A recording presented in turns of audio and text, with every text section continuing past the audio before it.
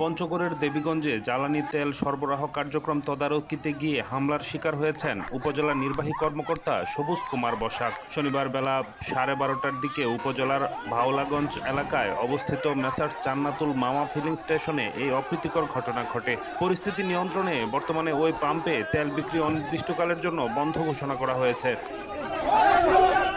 স্থানীয় সূত্রে জানা যায়, দীর্ঘ প্রতীক্ষার পর শনিবার পাম্পে পেট্রোল সরবরাহ করা হবে এমন খবর ছড়িয়ে পড়লে ভোর থেকেই মোটরসাইকেল চালকদের দীর্ঘ লাইন তৈরি হয়। পার্শ্ববর্তী ডুমার উপজেলার চিলাহাটি, বোদা উপজেলার বরশসী ও দেবীগঞ্জের টেপরিগঞ্জ সহ বিভিন্ন ইউনিয়ন থেকে শত শত মানুষ পাম্পে ভিড় জমায়। সকাল থেকেই পুলিশ ও ট্যাগ অফিসারের উপস্থিতিতে তেল বিক্রি স্বাভাবিক থাকলেও বেলা 12টার দিকে তদারকিতে নামেন ইউএনও সবুজ কুমার বসাক। তিনি চালকদের ফুয়েল কার্ড, মোটরসাইকেলের রেজিস্ট্রেশন ও ড্রাইভিং লাইসেন্স যাচাই করতে শুরু করেন।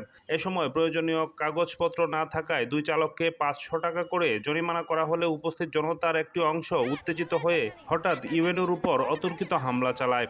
খবর পেয়ে দেবীগঞ্জ থানার ওসি সেলিম মালিক অতিরিক্ত পুলিশ ফোর্স নিয়ে ঘটনাস্থলে গিয়ে পরিস্থিতি নিয়ন্ত্রণে আনে।